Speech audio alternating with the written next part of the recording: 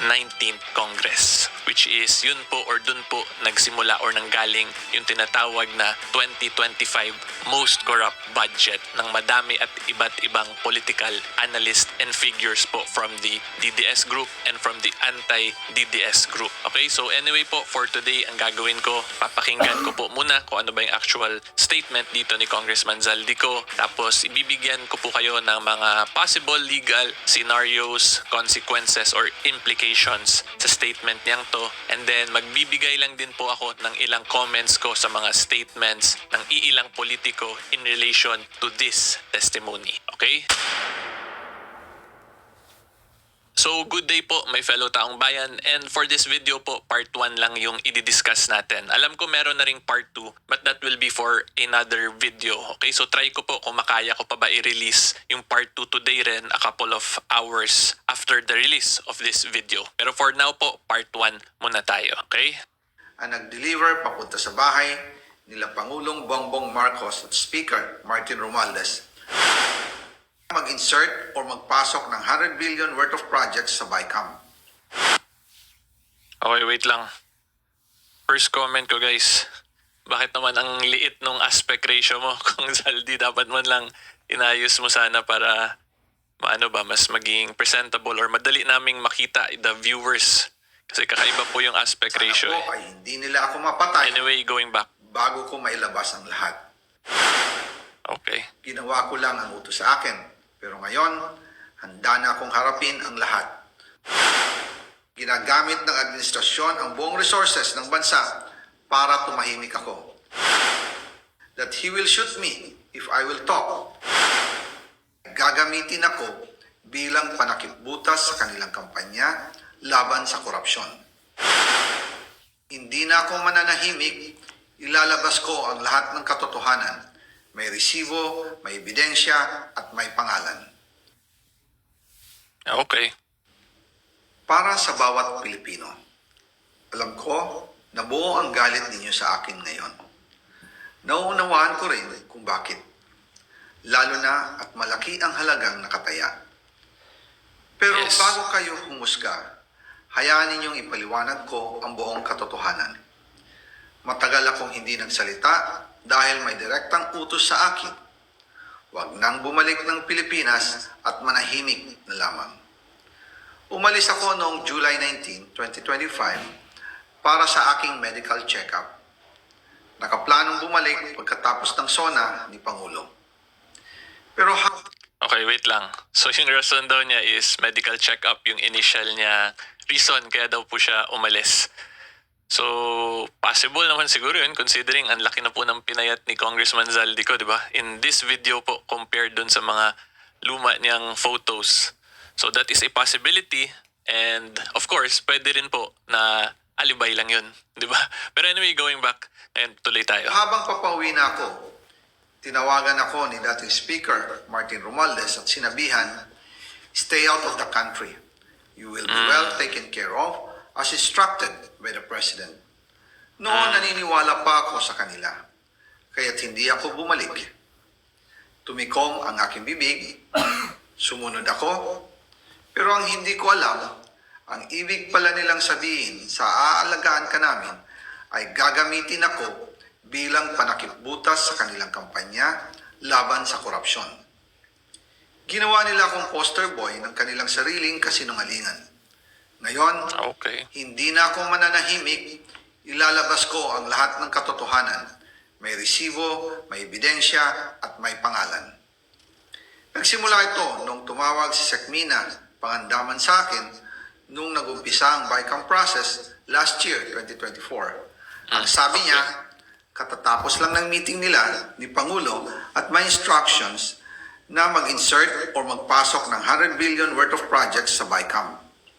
At sinabi pa ni Sekmina, you can confirm with Yusek Adrian Bersamin dahil magkasama sila sa meeting ni Pangulong BBM noong araw na yon.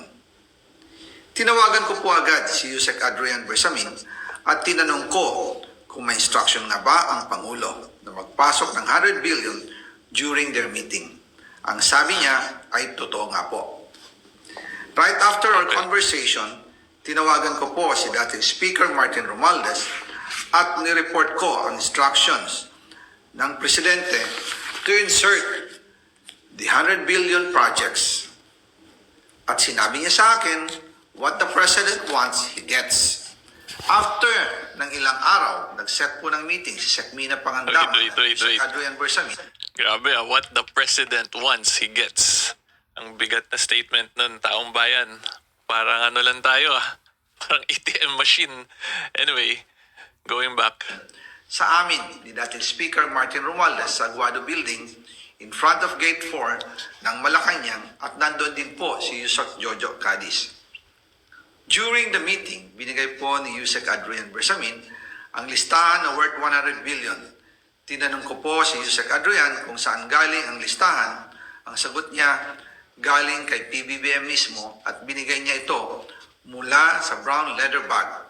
Nung sinabi po ni Yusek Adrian Bersamin, yung brown leather bag, naalala ko noong nasa Singapore kami right after the elections of May 2022 sa Hilton Hotel, kami ni dating Speaker Martin and PBBM habang pauwi at pabalik ng Pilipinas, hinabol ng PSG ang brown leather bag at ang sabi ni PBBM, maiwan na lahat, wag lang ang brown leather bag. Kaya Okay, naniwala wait. ko na utos talaga. So, this is a big revelation. Ang una po ditong napansin ko or nag-stick talaga sa akin is yung quote-unquote brown leather bag. Kasi inulit-ulit na to ni Congressman Zaldico.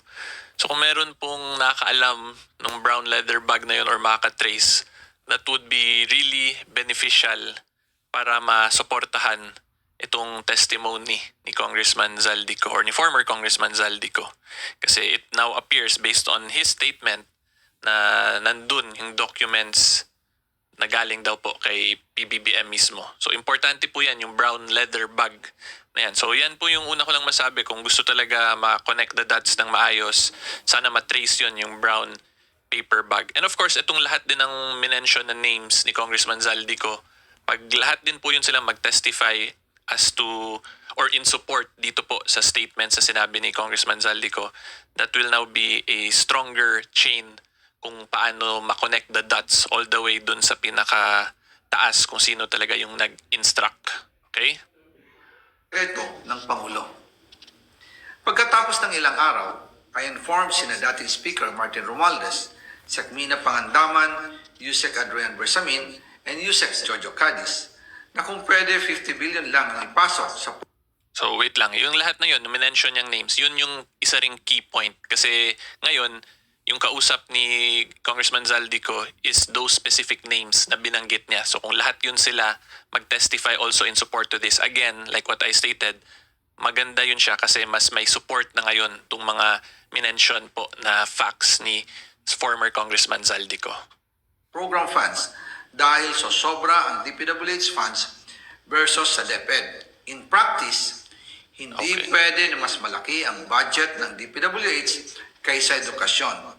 And yung balance na 50 billion, ilagay na lang sa program funds for the 2025 budget. Dahil Office of the President din ang nagre-release ng lahat ng unprogrammed funds. Pagkatapos ng isang araw, tinawagan ako ni Sec. Mina at sinabi ang mensahe ng Pangulo, ipasok ninyo yan dahil pinangako na sa akin ni Speaker Martin yan at hindi na pwedeng baguhin. Kumbaga, ang utos ng hari hindi pwedeng mabali. Again, Natatawa ako dito kasi may mga may mga catchphrases. Ang utos ng hari hindi pwede mabali. Yun yung sinabi dito ni Congressman Zaldico. Pero again, kung mapansin niyo po talaga, laging ibang tao yung kausap pa ni Congressman Zaldico. Dito yung sinabi niya last is Sec. Mina, hindi pa si PBBM. Pero mamaya po, explain ko yung mga legal implications. Pakinggan muna natin. Malapit na pala tumatapos. then, I informed the Speaker and asked clearance about the instructions ng Pangulo. At ang sabi niya, wala tayong magagawa. Kaya po nagtataka ako kung bakit sinasabi ni Pangulo na hindi niya makilala ang budget. Samantalang lahat na binawas at dinagdag sa mga ahensya ng gobyerno ay humihingi ng approval sa kanya si Sec. Mina Pangandaman. Okay. So yun na pala yun. So first muna i-discuss muna natin kasi may isang comment yung nakita ko na AI daw lang tong video, i-verify daw muna. So kung makikita niyo naman po, this is the official Facebook page of Congressman Zaldico. And this has a blue check mark from Meta. So that means that's verified. Ayan, nakalagay. Accounts with a verified badge have been authenticated and can be Meta verified. Subscribers or notable persons or brands. So pag ganito kasi, ibig sabihin yan, chinek na yan ni Meta na itong pangalan na nakalagay dito, Rep Zaldico, siya talaga to. Yan yung purpose nitong Meta verification badge. Diba? So as to the whether or not this is AI, well, posible nga siyang maging AI, pero ang gumawa ng AI video na yun now is that it would appear si Congressman Zaldico pa rin po yung gumawa. Kung AI nga talaga siya, di ba? So anyway, una po i-discuss ko muna yung probative value. Kung may probative value ba talaga tong binanggit ni Congressman Zaldico. Okay, at ang masasabi ko po, meron to siyang probative value considering number one, si former Congressman Zaldico is the former chairman of the Committee on Appropriations. Di ba? Therefore, siya nag-handle talaga ng budget process sa House of Representatives, sa side po ng House of Representatives. So lahat po ng nagpapa-insert niyan, nagpapa-amend ng kung ano-anong bagay-bagay, anong provision sa 2025 budget, dadaan yan lahat sa kanya. Diba? Therefore, he is actually the best person to testify as to whether or not meron ba talagang insertions na ganap. As to that fact po na whether or not may insertions bang naganap, siya po ang best person to testify niyan sa side ng House of Representatives kasi siya po ang may hawak niyan. Siya ang pinaka-boss ng committee niyan, the Committee on Appropriations. Okay, so again, ulitin ko lang po, as to the fact na whether or not may insertions bang ginawa, siya yung best person yan kasi yun nga po, he is the chairman. Okay, so ngayon, ang next issue naman natin, whether or not si PBBM ba talaga yung nagpa-insert, kung yun ba may probative value ba yung testimony niya doon. So at present, since meron pang third parties na binanggit dito si Congressman Zaldico, hindi pa talaga siya directly connecting the dot with PBBM kasi binanggit pa niya doon si Secretary Mina and then may mga ASEC din siyang binanggit and USEC. So hindi pa directly connected talaga kay PBBM. Pero as to the fact na merong kumausap sa kanya, he is also the best person to testify to that kasi sila mismo na yung nag-usap eh. 'Di ba? Siya at yung secretary or yung ASEC or yung USEC ba. Okay, and then yung next pa dito, kung whether or not pwede pa rin ba makonect kay PBBM considering na secretary yung kausap ni Zaldico, posible po yun kasi we have what we call the doctrine, the alter ego doctrine po in administrative law, which means the actions of the secretaries as a general rule are considered as actions din po ng president. Okay, so let's say magtuloy-tuloy talaga to in cases, posible na ba tong makulong si PBBM at present? Okay, at ang sagot po dyan ay hindi po pwede at present considering we have what we call presidential immunity. I-emphasize ko lang din po, hindi ko sinasabing guilty sila PBBM na sila ay nagnakaw talaga, may ginawa silang kalokohan. Ine-explain ko lang po yung mga legal scenario sa mga ganitong bagay. So, a sitting president po has what we call presidential immunity. So, at present, kung magkasahuan man, hindi siya makukulong. Yun yung reality talaga niyan because of the principle of presidential